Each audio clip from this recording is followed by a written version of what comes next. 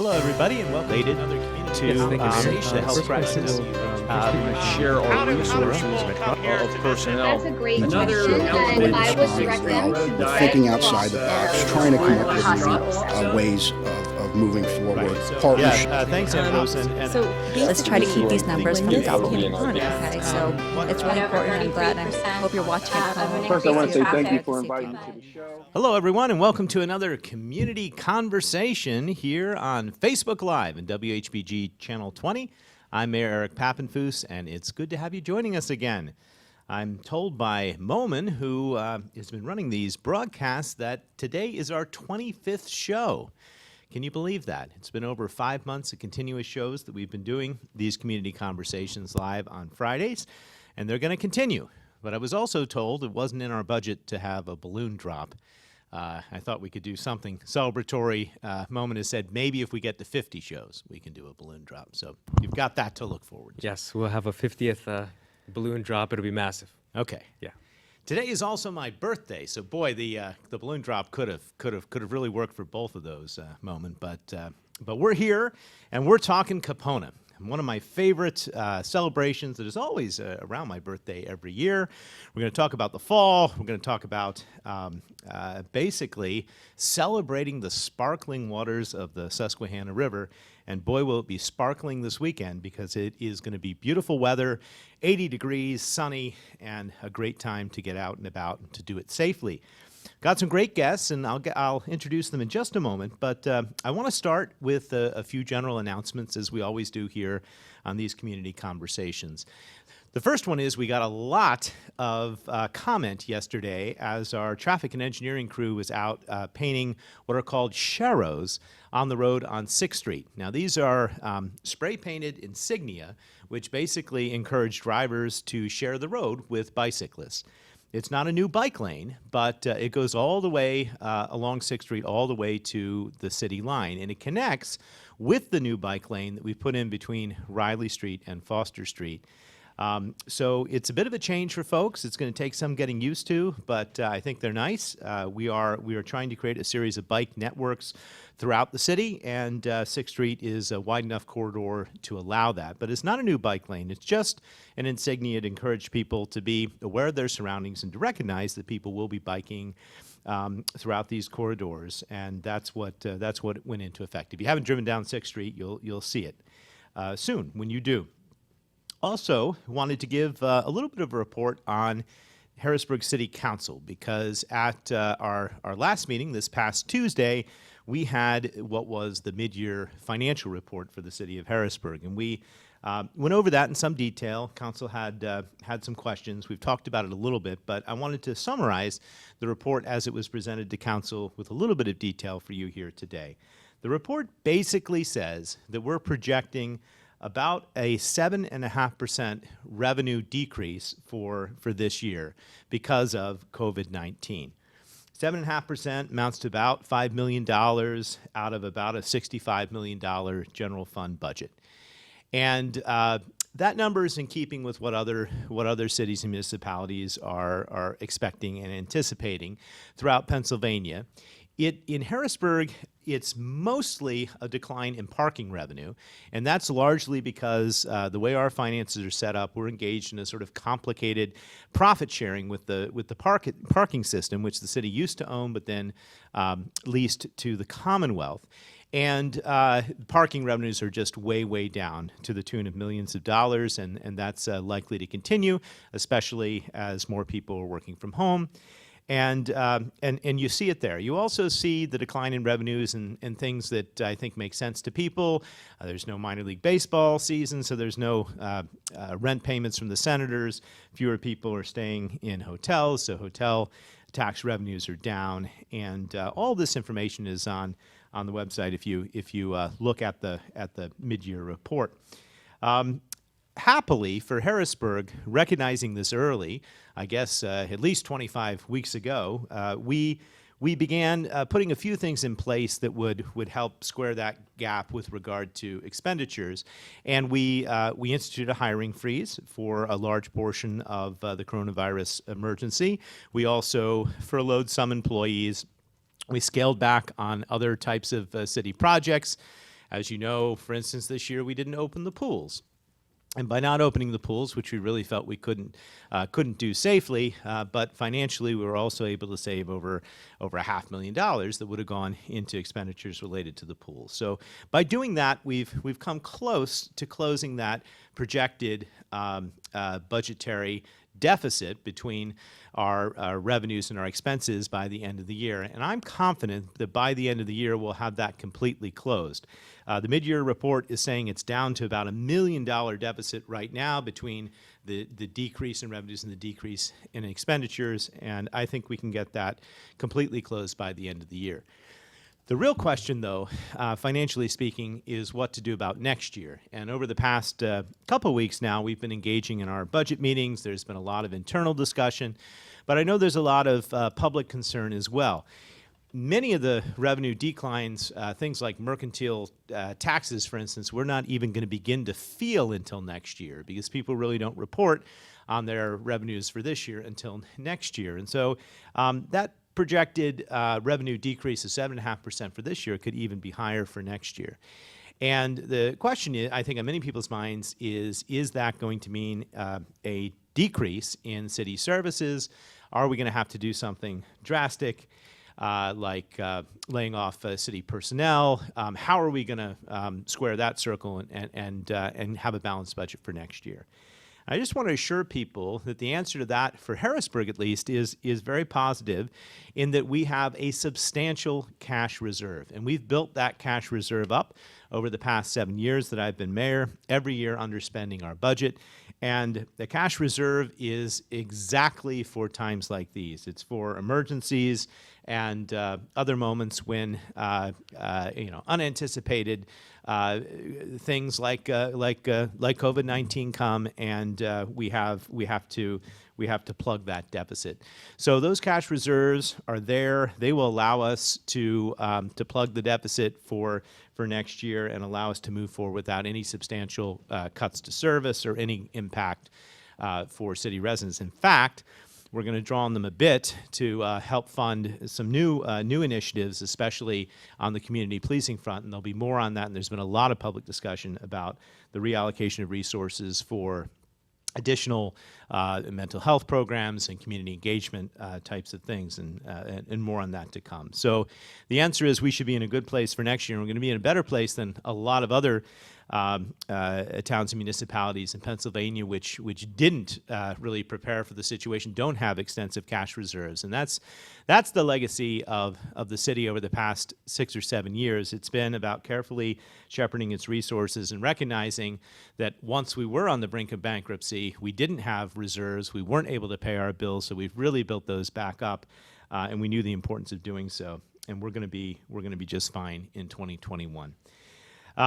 Also discussed at the council session this past week, it was a major grant application, which people I think will be very interested in learning more about, and it has to do with a redesign for the area of Hall Manor. It's a joint grant, a planning grant, a HUD planning grant that the city and the Housing Authority are going in for, and it would completely redesign that portion of the city, take it from the sort of institutionalized type of housing that we have there and turn it into a much more vibrant, mixed community. And I think that's something to watch. We'll talk about that planning grant in greater detail when we have a show in the future here about the comprehensive plan and where we stand with that. But the latest report on that is that the revisions have been completed. The Planning Commission is planning a couple of upcoming sessions with the public, and we hope to have that recommended to City Council for their approval here before the end of the year. So lots going on the planning side. And then for next week, just a brief plug for next Tuesday's legislative session. If you tune in, one of the things you're going to see is a series of budget reallocations, and on those budget reallocations is money for Mulder Square and some of the physical improvements that we've been planning for that area. People who drive through might know we've put in some new sidewalks, some new ADA ramps, The new buildings that were built there in partnership with the Housing Authority have been filled for some time, but we've been planning a variety of things: street improvements, a new roundabout, a new walkway down to the YWCA, and all those are now ready to go out to bid, and that's part of a state grant which came through the Redevelopment Authority, and we'll be allocating those funds, actually advancing those funds for reimbursement by the state on Tuesday. So with that, the only other bit of breaking news from the past week I wanted to go over, as usual, was the latest BioBot data. We talked about how a number of schools and universities are using this very same wastewater data to help monitor and control outbreaks on campus in a very localized way of COVID-19. In Harrisburg, the latest results show a prevalence rate for the past week of about 6.5%. That's up above the 5% mark, and a little bit higher, ticked up from last week's report, but it's still no higher than the sort of baseline that we established at the beginning of July. So you have to go back before July to see it higher. It means we're obviously not through the woods. The virus is still prevalent.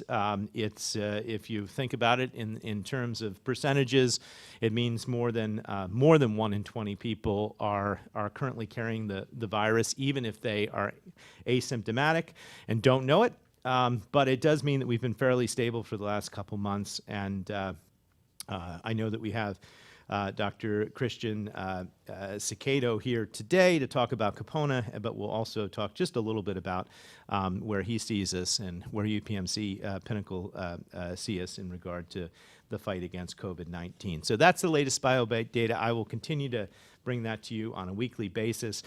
And now let's set the stage and let's talk about the topic of the day, a positive one, which is KIPONA, the Festival of the Sparkling Waters, the annual Labor Day weekend festival that typically draws tens of thousands of people to Riverfront Park and City Island. This year's celebration, I think we're the 104th. It's an incredible tradition here, and it's going to be different. It's going to be different because of the pandemic, but there's still going to be lots of safe things to do, delicious food, and a real opportunity to be outdoors on a beautiful, beautiful day.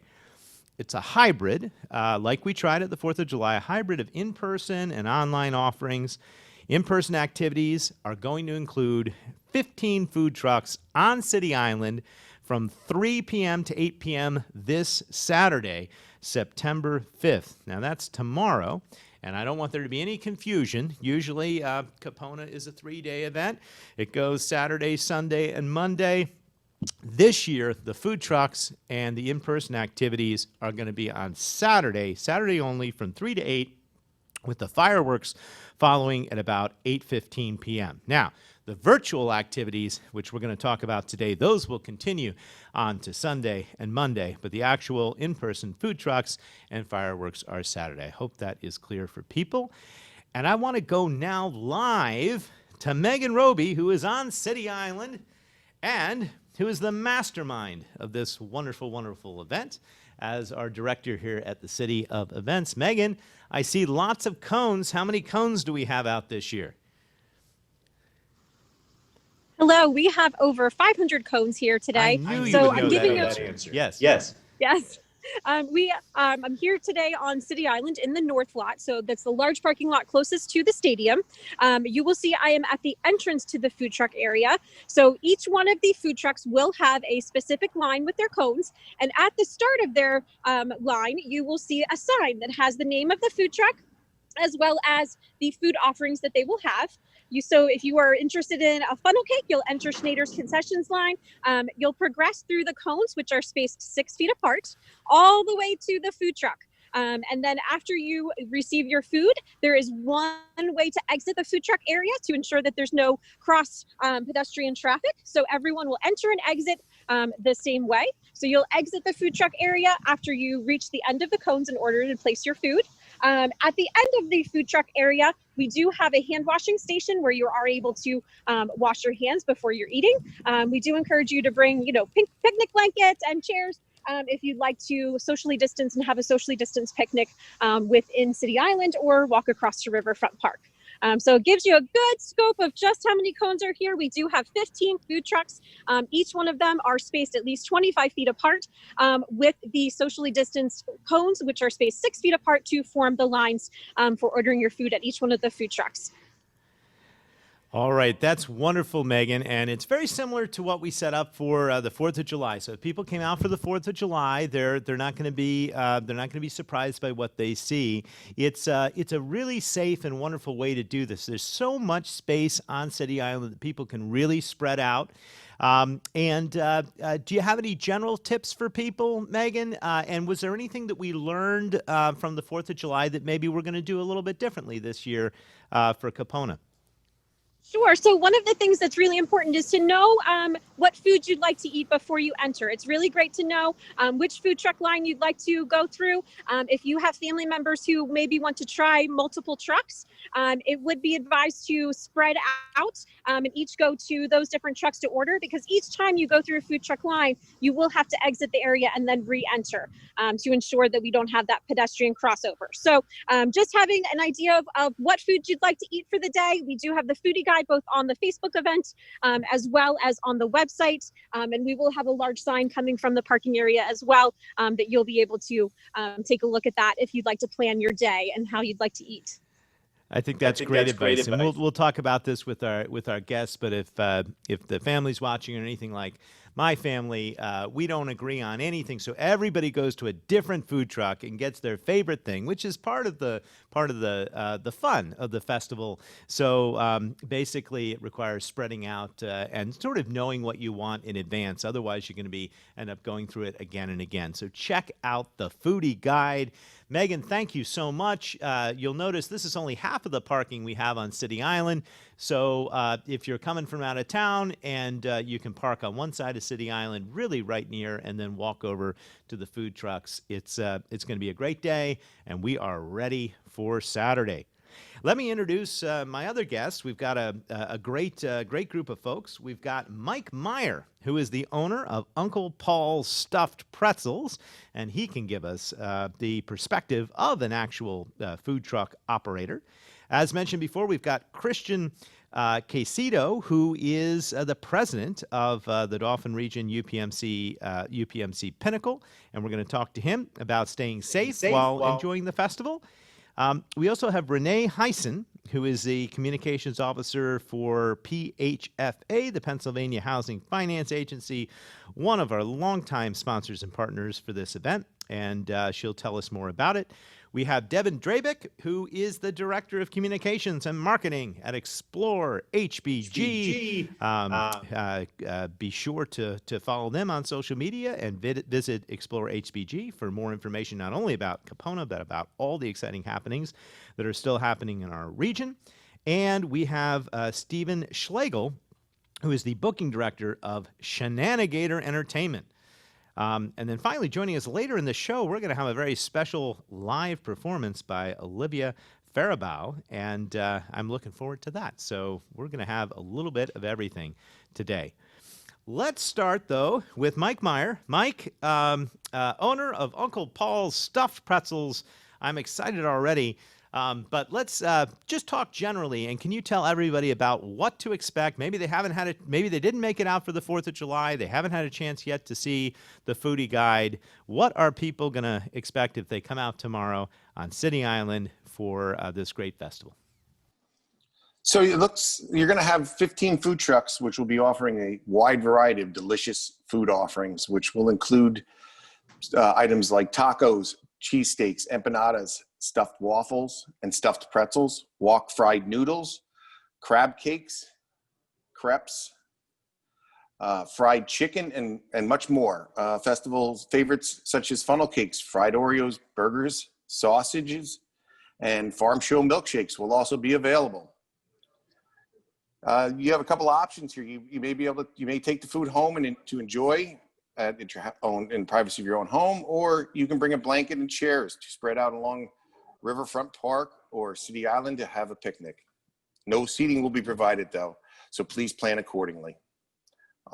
Also, be sure to view the foodie guide online prior to entering the food truck area so you know what you want to order and which food truck line to head to. You will not be able to walk up to the food truck to view its menu unless you wait in line first. So you may want to plan ahead. Oh, that's great. Well, look, one of the great things about having a mile-wide river and a beautiful park system is that there's lots and lots of room to spread out. A few years ago, it hasn't been that long yet, but we reconcreted the lower Riverwalk. There are many areas where families could enjoy the food, which they're going to purchase from the food trucks. I'm looking forward to all of it. What will people experience from Uncle Paul's stuffed pretzels? So we talk about needing to know the menu ahead of time. Can you walk us through your menu a little bit and tell us what the types of offerings you have? So we offer fresh-made gourmet stuffed pretzels. Basically, what we do is we take fresh-made soft pretzel dough, and we will fill it with ingredients that we are preparing this week, such as our crowd favorite cheesesteak stuffed pretzel. We also offer chicken bacon ranch and cheese, buffalo chicken and cheese, pepperoni pizza, ham and cheese, and one of my personal favorites, which is the pulled pork and cheddar. Wow. So what makes a great stuffed pretzel, and how did you come to the conclusion that stuffed pretzels should be the main offering here for your truck? So it really goes into the preparation of how we make our fresh made stuffed pretzels. It's the quality of our dough that which is our homemade recipe, and also the quality ingredients. Everything's made fresh on site, and you really can taste the difference. It's cooked right there, and so you're being served something fresh, and that's somewhat different from what some of the other food trucks may or may not offer, but that's what we pride ourselves in, our quality. And it's so Pennsylvanian. I mean, this is perfect for the region.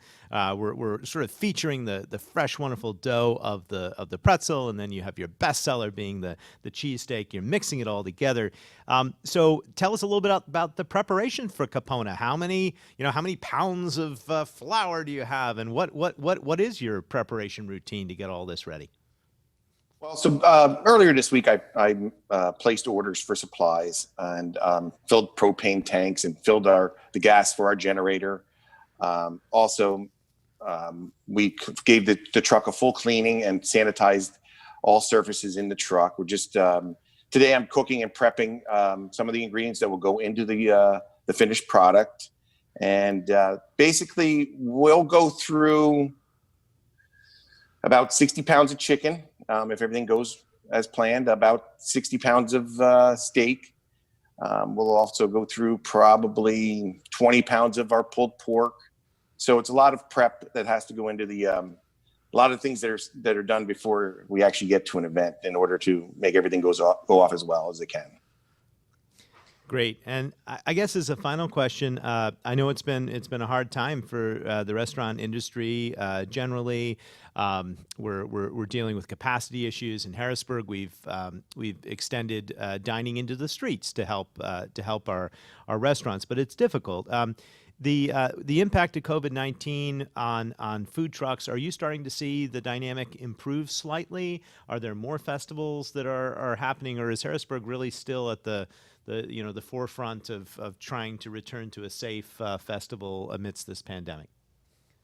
Well, I guess the first thing I would like to say is I know that the food trucks that are involved with KIPONA, and also the ones that were involved with the 4th of July, truly appreciate the effort that Harrisburg has put forth to get some normality back, to bring large, not necessarily large crowds gathering, but to allow the food trucks that venue an opportunity to sell to customers that we may not normally get. And this has been a truly trying time for all the industry, all the people that are involved or work in with the same type of operation that I have.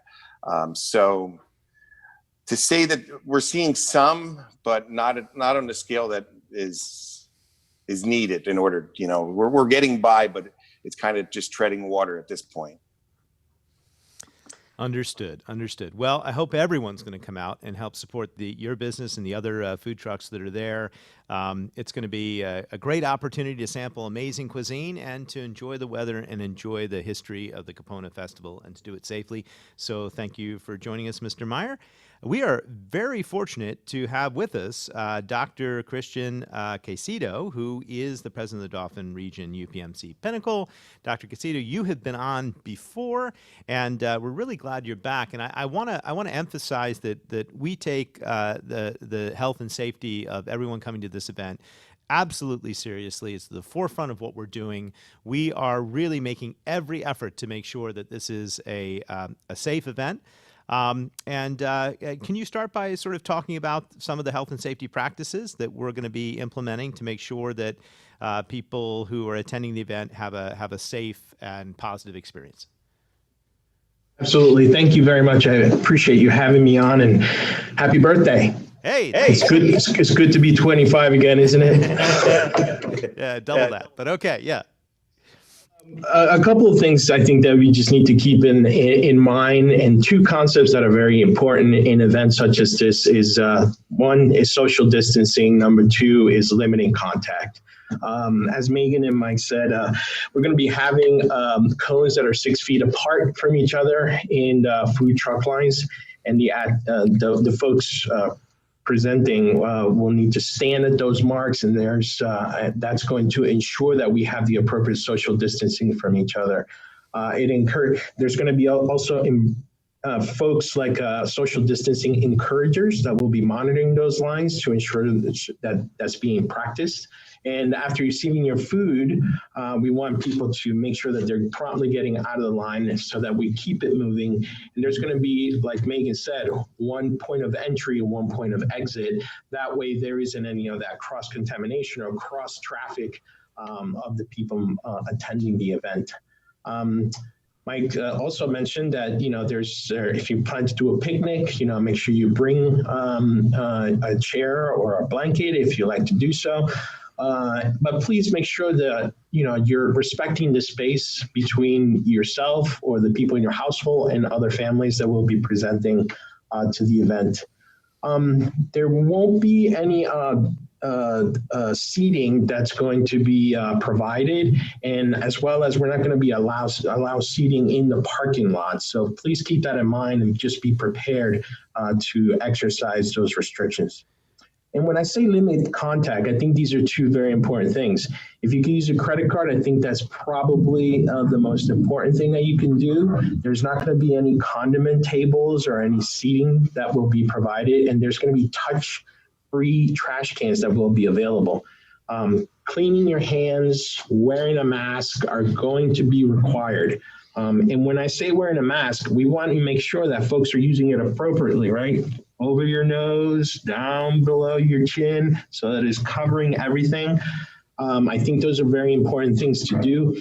Along riverfront, there's going to be hand washing stations for soap and water. And we also encourage folks, if you have your own hand sanitizer, bring that with you. If a hand washing station is not available, then you can use your own hand sanitizer. And it's just a good idea to have nowadays. This is the time in events like this where we need to be more and more judicious with the CDC guidelines. So this is an opportunity for the people of Harrisburg to once again demonstrate, just like we have for the past several weeks, just how well we can mitigate and maintain this disease at bay. We're seeing some incredible things that the folks from Harrisburg have done, and I think that we'll see that again this weekend.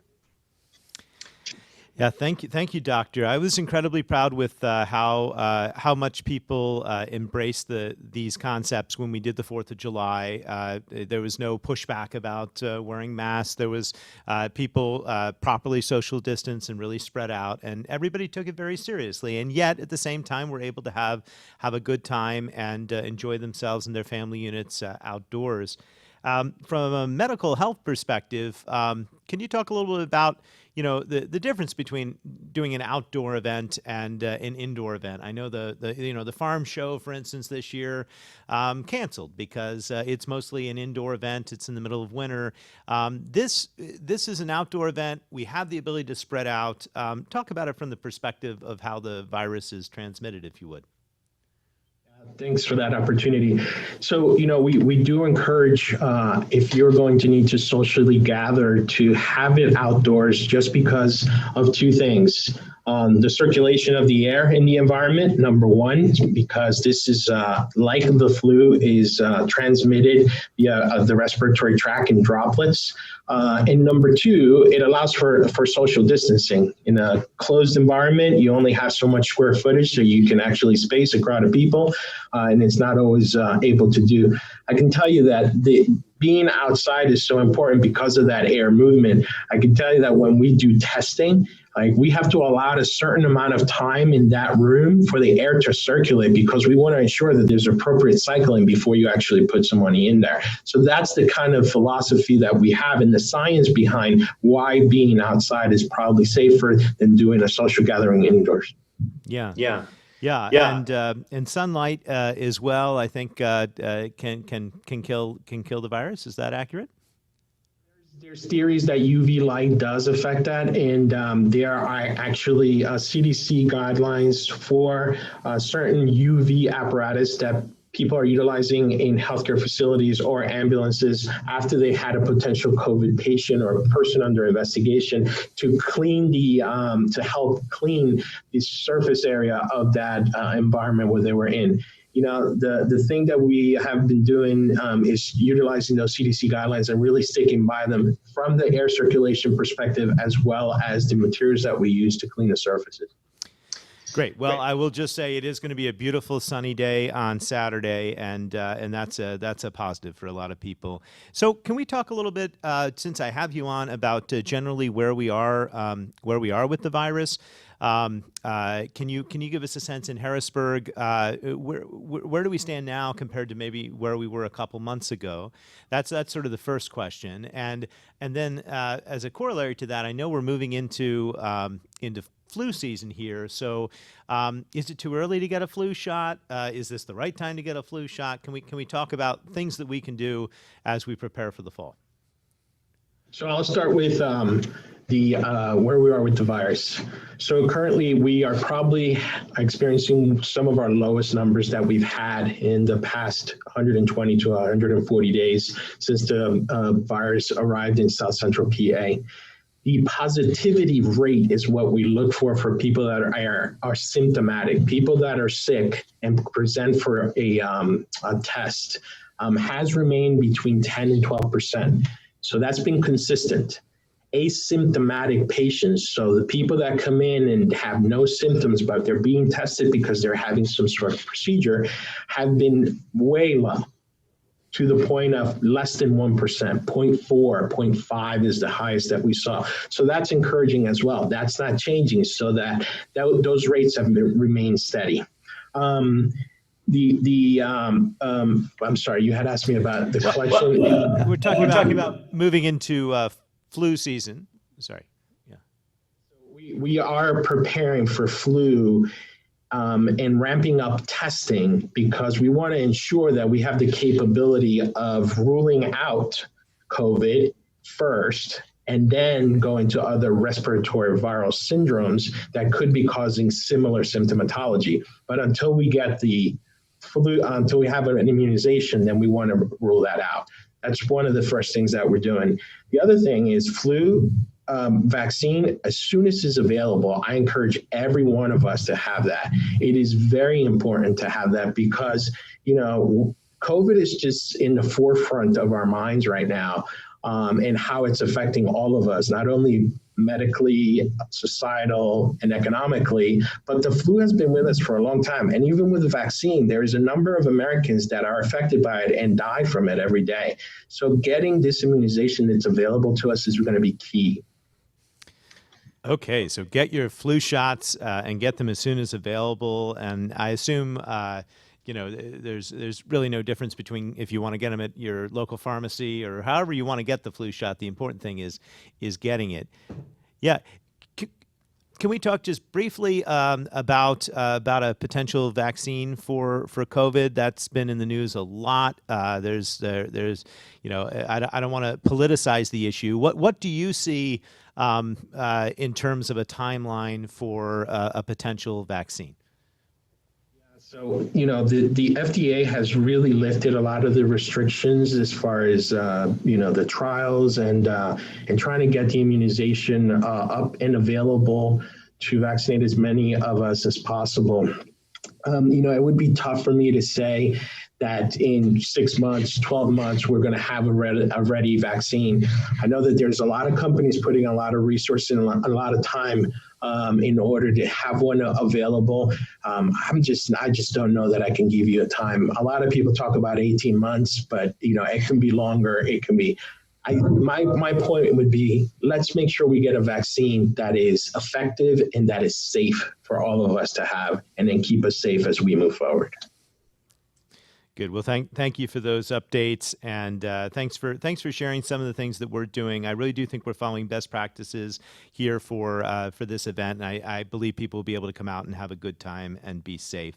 So thank you. We're going to turn now to Renee Heisen, who is the Communications Officer at PHFA. And Renee, you get the joy of talking about the most wonderful aspect of KIPONA, in my opinion, which is the annual fireworks over the sparkling waters. Tell us a little bit about what we're going to expect this year. Thank you, Mayor, and happy birthday. Yeah. And first of all, everyone here at PHFA would like to wish all of you a happy Labor Day. And we're so excited to be able to bring the KIPONA fireworks to Harrisburg again this year. The fireworks will begin around 8:15 tomorrow, Saturday night. And the show will last about 10 minutes, and they're going to be launched from City Island. So be sure to bring your blankets, family, friends, come on out. It's going to be a beautiful day, like you mentioned. And they're going to be so close that you'll feel like you can touch them. So we've got miles of Riverfront Park. We've got the Lower River Walk and Reservoir Park, and lots of spots on the West Shore as well to sit and enjoy this great show of fireworks. And as mentioned, please practice your social distancing, wearing your masks, and not gathering in large groups. And if you prefer to stay home, the fireworks show will also be available via live stream from Facebook and also on Channel 20, so you can watch it from home as well. So we hope everyone comes out, enjoys a beautiful, fun night in Harrisburg, and enjoy the fireworks. Great, wonderful. Yes, I agree that it is a particularly wonderful thing because the fireworks sort of embody the spirit of togetherness. They transcend the divide of the river. You can see them from really any point on either shore.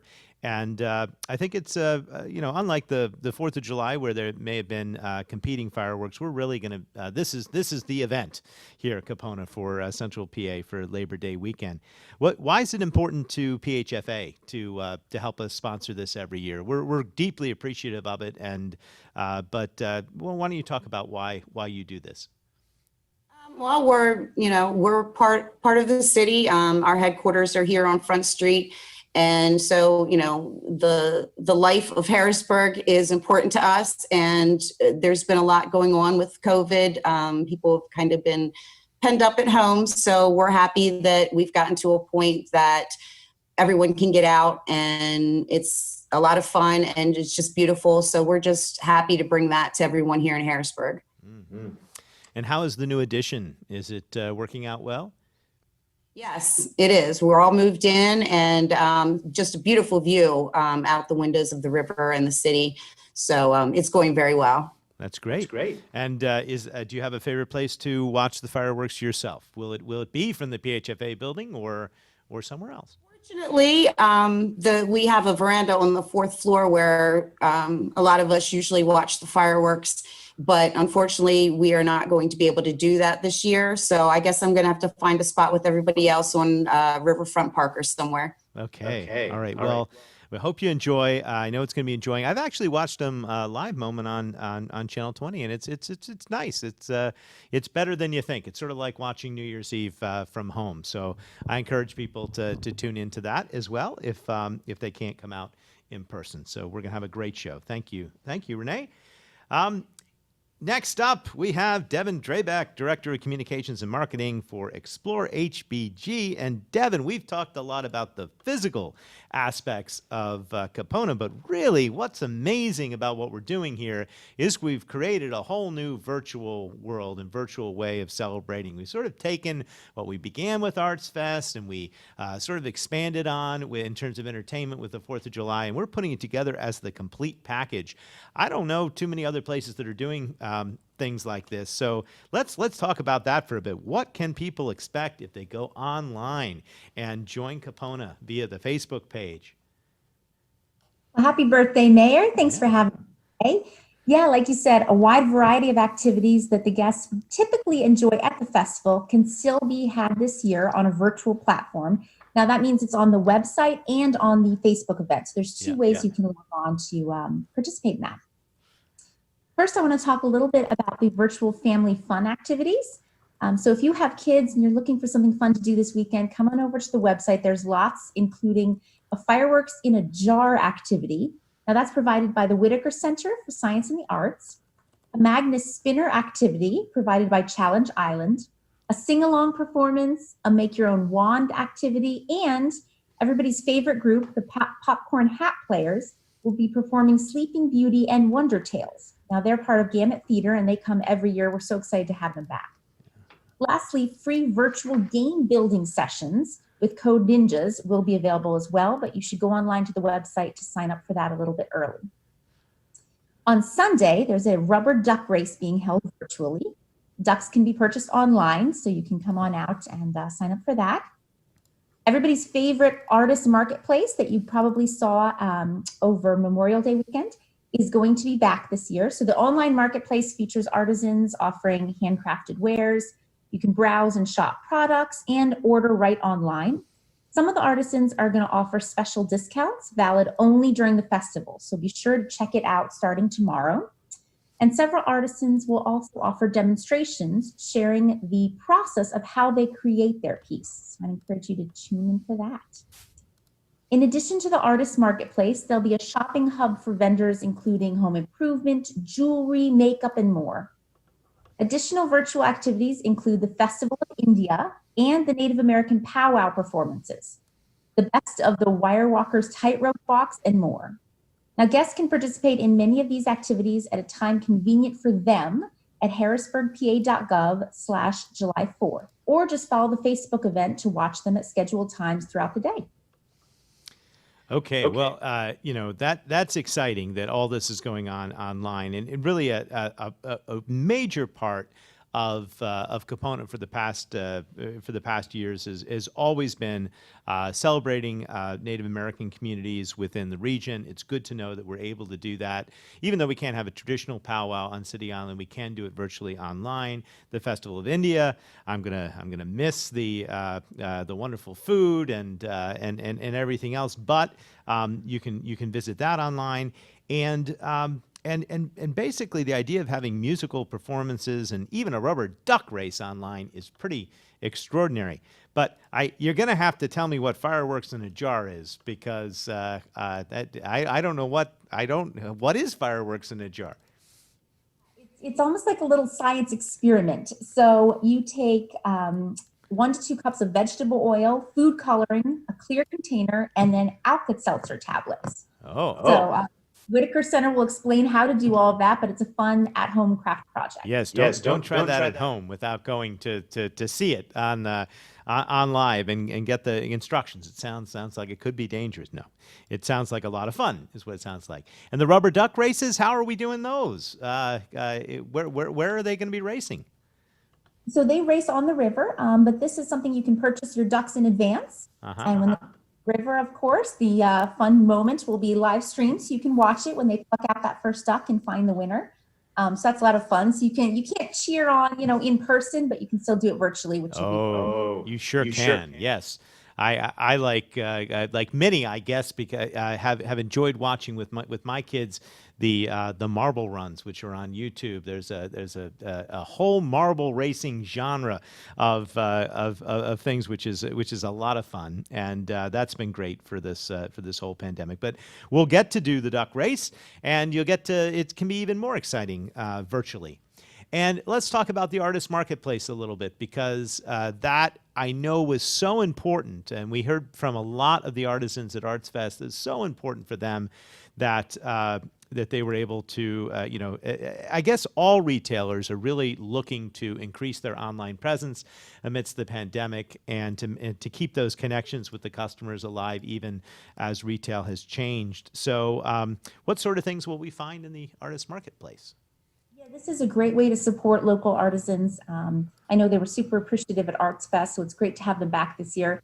And I think guests, visitors, people, even people like myself who went onto the website and got to explore over Arts Fest are much more familiar with the setup this year, so that'll be nice. Oh my gosh, Mayor, there's everything from pottery to woodworking to printmaking to jewelry. If you can imagine it, it's there.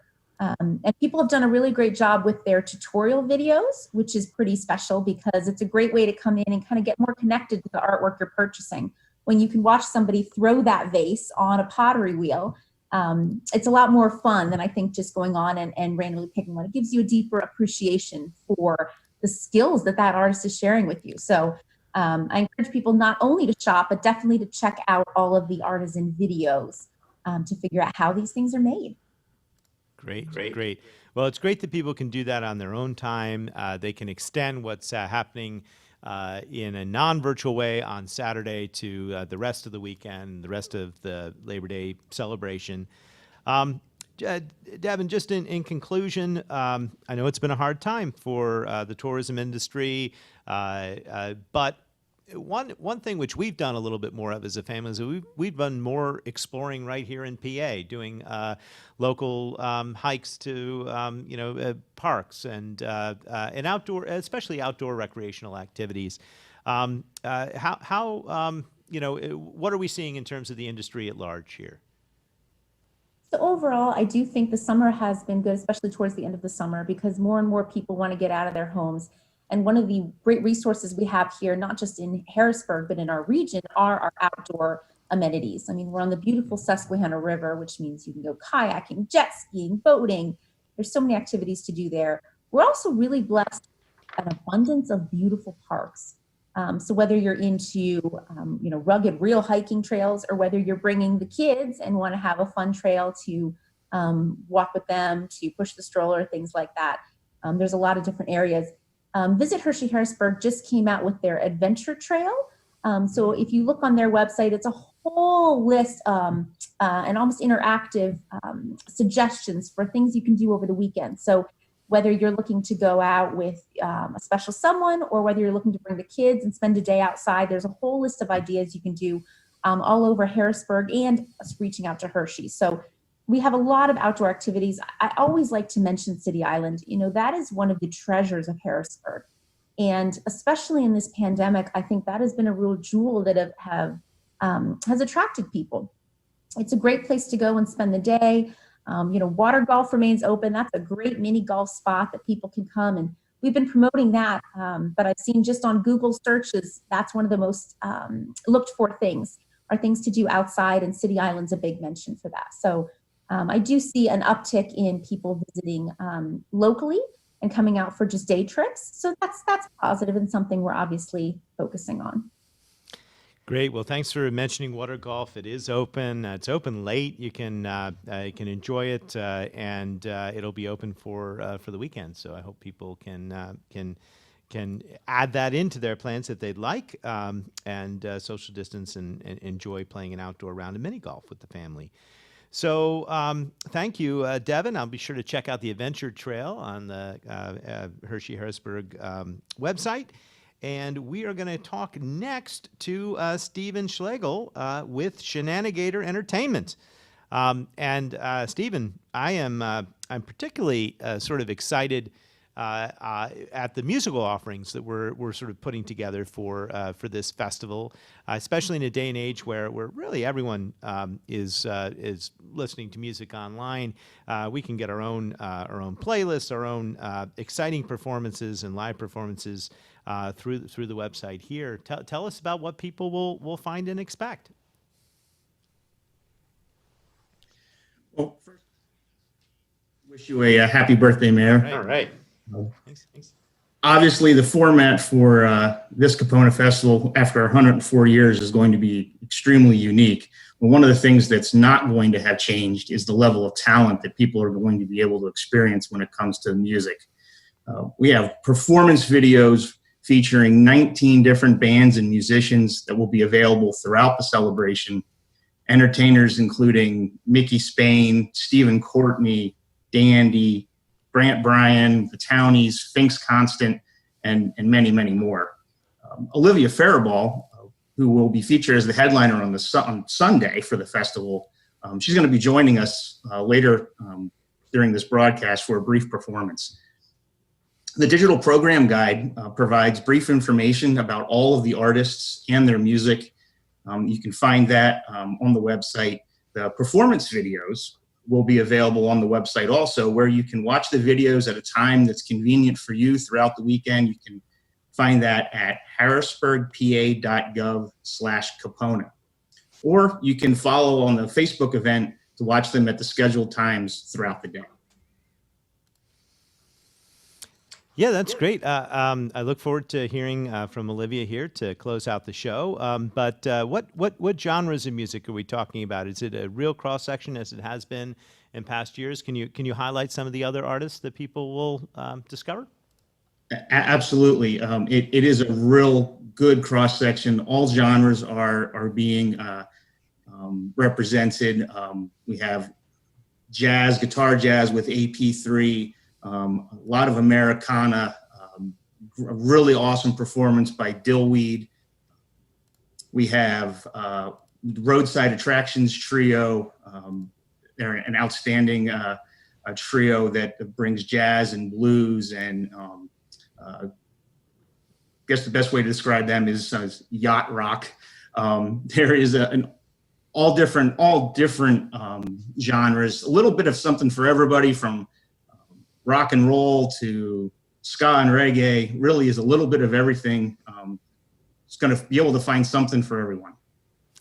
All right. Well, let's go with riverboat rock instead of yacht rock, I think. But other than that, so basically, people can go and they can click on and enjoy their favorite performer. They can turn their their phone up, listen to it while picnicking on the banks of the Susquehanna. You've got more choice than you've ever had before. And is there a way, I don't know the answer to this, is there a way to tip the performers? Do we have that through the website? Or at least, I guess we can probably connect to their own websites, right? That's correct. The videos will have, at least for some of the performers, ways in order to tip them through Venmo or PayPal. But I also would encourage people to support them by going to their Facebook pages, going to the websites. A lot of the performers do have recordings, do have albums and music for sale. And certainly would encourage people, if you enjoy the videos that you see, please support the performers by purchasing their music. Great. Good advice, and we should definitely do that. And thanks a lot. I look forward to checking out the entertainment and enjoying that as a part of the complete festival package. Just a couple words about parking. We talked about probably the easiest way to park is to park right there on City Island. It's a $5 parking charge. You don't have to worry about it. You can just walk right to the food trucks on the other side of the underpass, and then take your food into the park and then come back to City Island when you're done. If you'd prefer garage parking, well, then the Market Square Garage and SP Plus are offering a sort of $10 discounted flat rate event price, and you can park there from really 10 a.m. to 10 p.m. You can come early and stay late, but 10 to 10, and that's $10. So you've got two different options there. Parking at meters. It will be in effect until 5 in the immediate downtown and until 7 in the surrounding areas. But if you're coming for the fireworks at 8:15, you're coming sort of towards the end. The street parking should be free, or you shouldn't have to pay the meters for very long. So just keep that in mind, that we're not on a Sunday or on a Monday, so it's not a holiday for street parking. They're in effect till 5 or till 7. The area that's till 5 is the Chestnut to State Street downtown improvement segment area, and those meters have signs on them that say they're only in effect till 5. If it doesn't say a sign that says they're only in effect till 5, they're in effect till 7.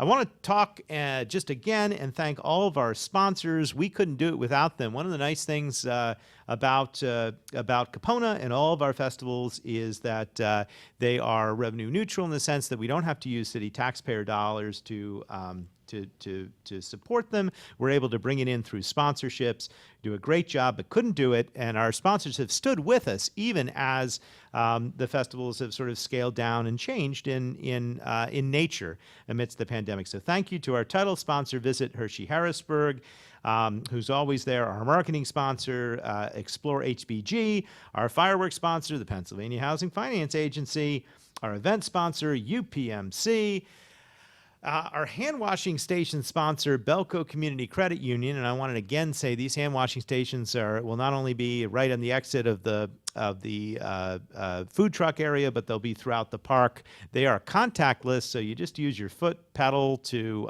turn the water on, and you don't have to. They're really nice, and we'll keep those maintained. We have an entertainment sponsor, which is, of course, Shenanigator Entertainment and the Central Pennsylvania Music Hall of Fame. We have community sponsors in the Harrisburg Downtown Improvement District and Mid-Penn Bank, and of course our parking sponsor with SP Plus. So before we turn to Olivia to play us out, in conclusion, I just want to say I hope everyone, well, actually we're going to take maybe a couple questions from the public, but I hope everyone will come. They'll join us this Saturday, September 5th, as we celebrate the 104th annual KIPONA, along with all of the virtual activities that you can see online. And again, this is temporary for this year. Next year, we look forward to hopefully welcoming visitors and vendors and the community back in person to Riverfront Park. The scheduled dates for 2021 are September 4th through 6th, and we have that to look forward to. But before we turn to our musical guest, Momin, any questions from the public? Yes, thank you, Mayor. We have just a few questions here. First one I'll toss to Megan. Question is, why didn't we have the food trucks come out earlier at noon?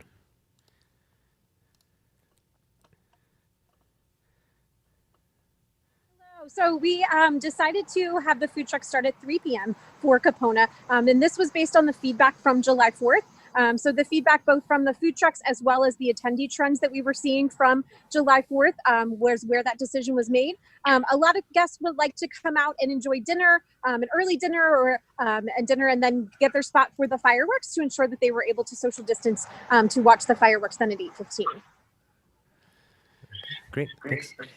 Next question we'll toss to Mike. It's about the food trucks. Mike, will there be a gluten-free or vegan, vegetarian options? So the food truck vendors that are offering those types of items, menu items, will be they will be denoted on the foodie guide. So if you have any questions about that, when you refer to the foodie guide, you should be able to see which trucks and food vendors are offering those types of items. And there definitely are some good vegetarian items. Moment I've experienced them and sought them out for the family. So there's something for everybody, and there's also some wonderfully meat-filled stuffed pretzels. Mm-hmm. Oh yeah, and it's lunchtime now, so I feel like I wish it was like right now that we could just go ahead and get it. But can't wait for tomorrow. Next question for Devin. You touched on this about City Island activities. Can you describe a bit more? Will any other City Island activities be available during KIPONA? I'm so sorry, Moment. I'm having trouble hearing you. Sure. The question was about City Island activities. Can you describe a bit more? Will there be any activities available for people to enjoy during KIPONA on City Island? Oh, sure. Yeah, so on City Island, most of the vendors are open tomorrow. So people can come out, not just tomorrow, I'm sorry, but all over the weekend. So as I mentioned earlier, water golf's a really popular one. That's a great one where you can social distance. There's also some food stands there. So as if you don't get enough food with all the food trucks, there's more food options on City Island. We have Cafe Huey, and also near water golf, there's a great little ice cream and sandwich stand. So that's pretty great. The Pride of the Susquehanna is also operating, so you can book a riverboat cruise. I'd encourage you to do that pretty early because they do fill up very, very quickly, but go on and see if there's any openings for any of the 3 days left for that. I'd also encourage people to go out and enjoy the train that runs. It's a great activity for bringing the kids to ride the train there. Of course, you'll want to social distance every other car there, but that's another fun activity. So So yeah, walk around the island. You can park on the side opposite the food trucks, and then it's a perfect, easy 1 mile loop, a little less than 1 mile, all the way around the island to explore all it has to offer. Great. Thanks a lot. I think that's all the questions we have for now. Okay, Moment, thanks. Well, let's go now to Olivia Faribaugh to give us just a little sense of the type of entertainment that we can experience online all weekend for KIPONA. Welcome, Olivia. Thank you so much for having me be a part, and we just really appreciate all the musicians in Central Pennsylvania that you guys are still doing music and having it be a part of the event. So thank you so much for that. But I'm going to do one of my new songs, the title track to my latest EP that came out. This one's called Your Heart of Gold.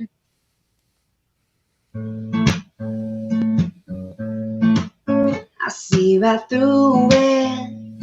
That act you're putting on, you walking wounded. She must have really done you wrong. You're too used to it. The way that she abused it. Your heart needs to find a home. So just let me love you like you said. Wants to be loved, I know the riches of your soul have been stolen before. So baby, trust me when I say I'm not a thief who will run away. So give me the chance to hold your heart to go. Your heart to go. Just think about it with your hand in mine. There's no doubt it's time for you to shine, but time is wasted. Go ahead and take it, this chance before it flies by. So just let me love you like you said. What's to be loved, I know the riches of your soul have been stolen before. So baby, trust me when I say I'm not a thief who will run away. So give me the chance to hold your heart to go. Your heart to go. Just let me give you something that you never felt before. Just let me give you something that you never felt before. So just let me love you like you said. What's to be loved, I know the riches of your soul. Heaven, so damn fun, so baby, trust me when I say I'm not a thief who will run away. Give me the chance to hold your heart to go. Your heart to go. Your heart to go. Your heart to go. Your heart to go. Bravo. Wonderful. That was fantastic. And look forward to more of that. And we will we'll definitely be checking out all the great entertainment on the website. I want to thank all the guests for appearing today. I hope everybody watching at home has a happy and safe and healthy and fun, family-filled, amazing KIPONA and Labor Day weekend.